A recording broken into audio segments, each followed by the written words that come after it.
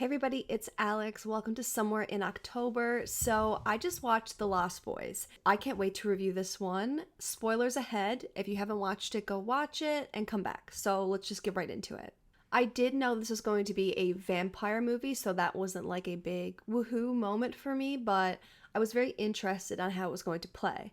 And I actually love that they tapped into the superstitions or the standard that's been said about the vampire rules, but a plot twist kind of came from that threw me off completely. When it started right away, it was so 80s, and the soundtrack, loved it. I love the setting. We had the carnival. I love a good amusement park carnival setting, but more than that, every single spot where there was a setting was so great. So we had the cabin or the grandfather's house, I guess it is, that they stayed in, but it was basically a cabin. The taxidermy, the horns, the antlers, this all came back into play, which was super cool. And even the vampire's den, we'll call it, I love the aesthetic of that. Everything was just perfect in terms of setting, the soundtrack, the visuals. They knew what they were doing. So the setting was set. And the pace was also really great. There was a lot of moments of suspense. We saw people go missing or get eaten. Now, it didn't show quite a lot of that, but it was implied. But I really, really enjoyed it. And the first thing I noticed was, okay, they're flying. Like, they are not, coming up behind you and biting your neck. They're ripping the top off the car and they're getting you. And I was like, okay, these are the real deal. We see this group of people walk in, and obviously they're the vampires. I think that's very, very obvious that they're the troublemakers, and in this movie we know the troublemakers are the vampires. One thing I wasn't expecting, which I really loved, was that the comic book boys were going to be the heroes, or the ones that knew about everything and were ready to fight, because they're so young. Like, these are young kids and they're like, we're gonna get them. They didn't really tell you that it was vampires until the kids in the comic book store gave the Vampires Everywhere comic, and I was like, okay, tone is set, we're dealing with vampires. When Michael's trying to basically impress Star or win Star, and they're on the motorcycles and they go right to the edge, I was so anxious. I did not know how that was going to play out. I thought they all might go off and fly, but you could see that they were testing Michael. I enjoyed the mind trick, but it wasn't really expanded much more in the movie when he was eating the maggots and the worms, but it was actually rice and noodles.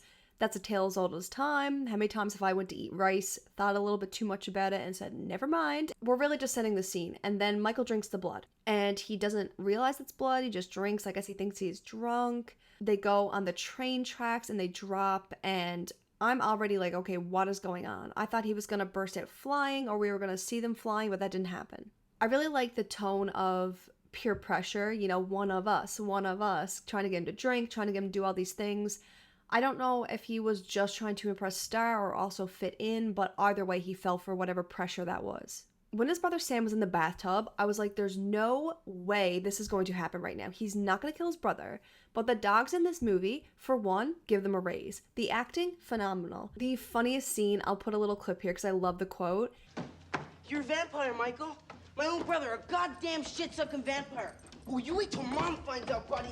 I love the unseriousness of it because it had this big plot with the kids, and it's kind of like teenage love, coming of age sort of story, and peer pressure and all this. It wasn't a super serious or scary movie. It wasn't frightening. It was more freaky, and I like that. I really lean into the freaky aspect. Now, as I'm watching this movie, I'm like, okay, it's already at least a 3-star movie. I wasn't sure where my review was going to go from this because I liked the pacing, I liked the setup, I liked the characters, I was very invested in them. I liked everything, but it was slow on, I guess, the horror side. I really wasn't sure what the big moment was going to be. We'll get to that. I loved it, but we'll get to that. So then we learned that he's actually only half. So what they need to do is kill the head vampire, and then you can turn back human. So if he were to feed, he would have been a full vampire. It gives him a little bit of humanity, and now you're starting to see why Star and that little boy that was on the milk carton that Star was really protecting, you're starting to see why we're rooting for them. Because first, when I realized Star was like a part of this, and when she flew up to the window, I was like, you're a vampire. I realized that, okay, she still has her humanity, so I can root for her, and I can root for Michael on his quest for her. And so I think it's Max, the one that the mom is dating, when Michael invited him into the house. Well, you're the man of the house, and I'm not coming in until you invite me. You're invited. I was like, okay, here's one cliche or one common trope for vampires we know is they need to be invited in. So when he verbally invited Max in, I was like, okay, this is setting it up. Max a vampire. But then they did the whole mirror thing, which we saw worked on Michael, who's only half, but didn't work on Max at all. The garlic was fine. The holy water was fine. So I'm like, okay, Max is in the clear. He's just this nerdy guy who wants to date their mom. Cool. I totally put into the back of my head. There was no other signs, maybe if I rewatch it, that would make me think he had anything to do with it. If anything, I thought he was afraid of them, so I just, went on with my day, or went on with the movie. So then we get to see them attack these people at a campfire, and they actually feed. So Michael is exposed to the reality of what he is, and we're also exposed to the reality of these creatures, because up to this point, we haven't really seen anything get grimy. And he bites like the top of his head. It's pretty gruesome. The eyes and the fangs, like I really like the costume design or the just design of the vampires. I liked that they still looked superhuman, like they didn't really lose that. But things are getting real at this point. We're seeing the feeding. I'm like, okay, where is this gonna go? So the kids get together. Sam is like, okay, I met these kids at the comic book store. They're the real deal. And first I thought they were gonna go in and get killed because I was like, they're probably not the real deal. They're kids. But they were kick-ass, okay? They were definitely still kids, the way they were like, yeah, I got them, dude. Awesome monster bastards. The meanest. The baddest. When they're hanging upside down, I was like, okay, this is so cool. But one thing to notice, and they really did set this up, was when they're sleeping. Like, you can call out to them, you can get right in front of them. It's hard to wake them up. So this makes sense why they could talk and shine lights and they weren't waking. When they're in the grandfather's house and they're kind of boarded up and the dog gets out, a lot of people I notice when they review movies or they talk about movies, they're like, would you really risk your life? Because I know a lot of people are in discussions about that now, about one of the Quiet Place movies about a cat. Let me tell you, I would actually risk my life for a dog or an animal. My dog, I tell her all the time, I'm like, if a coyote comes, if a bear comes, they're getting me, you go live your little life. Totally fine with me. Is it delusional? I don't care. But that's why, like, when I see that in movies, it's really not that hard to grasp for me. And I mean, the dog certainly repays them. Like, it's really good they have that dog because it's going to come very important in one of the most awesome kill scenes. When they're trying to get into the house and they have it all boarded up and they're like, oh, how are they going to get in? They can't get in. When they come out of the fireplace, I was like, this is great. This is about to be deadly, and literally deadly it was. So they killed one vampire in the cave with the stake, and the way he died was dramatic and, wasn't super scary or whatever. It wasn't even that memorable, just a plot point. But when they get this next one with the holy water, I kind of love that they had the garlic in the bathtub, and he was like, garlic doesn't actually work. And so then I'm thinking about Max.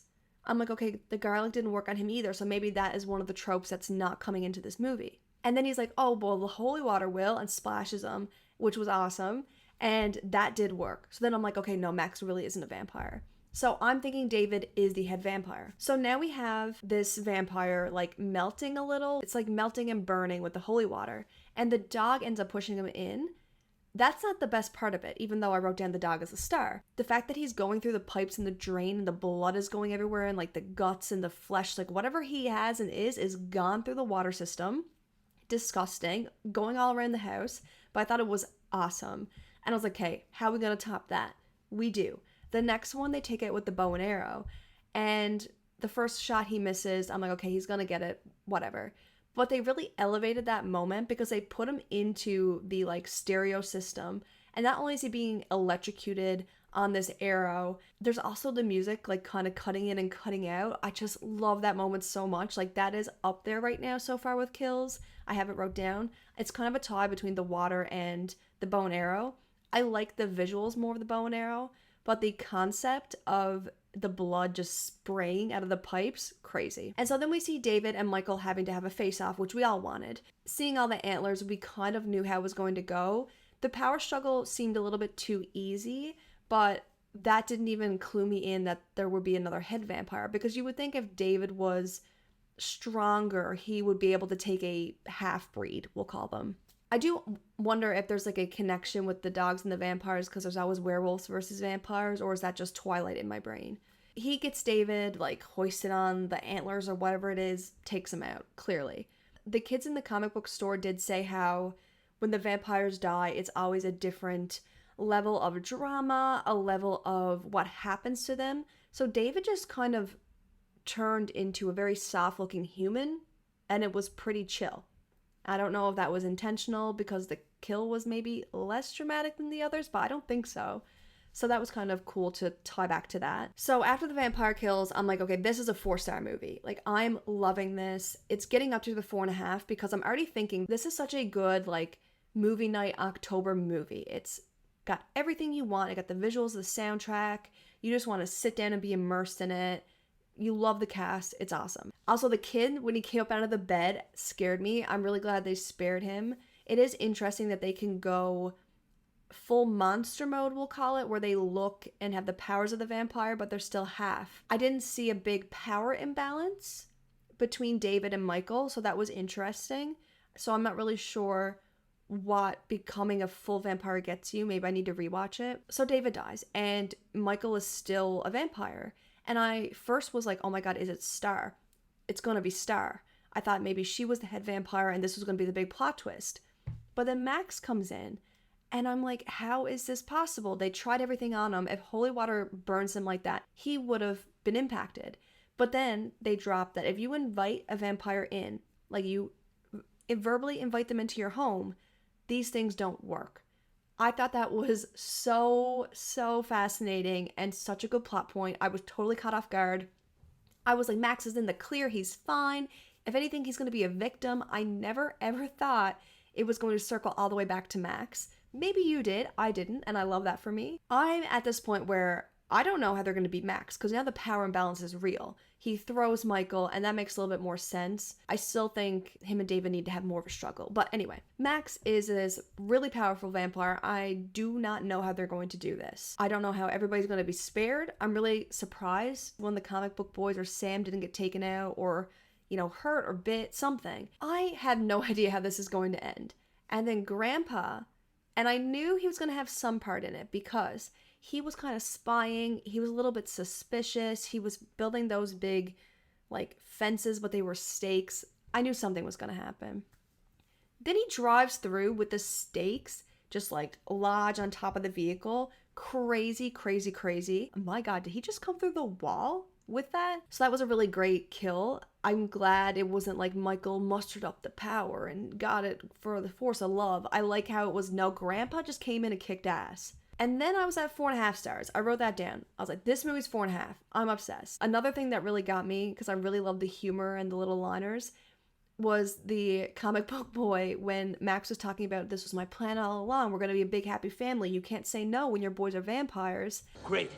The blood-sucking Brady Bunch. Loved it. So I'm like, how are they going to end it? Because that's a really big factor into everything for me. Because there's nothing worse than a movie's really, really good, but the ending, they can't stick to something or they can't decide on something. We kind of saw that with Beetlejuice.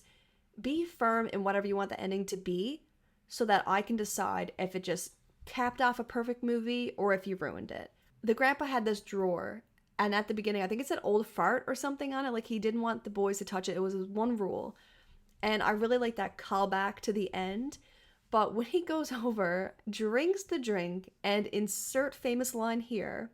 One thing about living in Santa Carla I never could stomach. All the damn vampires. That was a perfect way to end it. There was no lovey-dovey. There was no big family theme or love conquers all, because I was kind of worried it was going to go there because, he fell for Star quick. And, she was protecting the boy. There was a lot of family and love that I don't like to see in movies, to be honest. But him just saying that one-liner and it being the end, this is a 5-star movie for me. This is a movie I would recommend. This is a movie I want tied to my channel. This is a movie on my October watch list every year. I absolutely loved it. I would love to know what you think. If you agree, am I overinflating my experience? I don't really care. I loved it. This is my first review of October. I have so many videos planned for October. If I don't get them all out, I'll get them out in November. But I don't really have a publishing schedule because I'm publishing as much as possible. And I have a Patreon, so feel free to subscribe, go to that. If you think I would like other movies related to Lost Boys, there are never too many recommendations. Recommend it.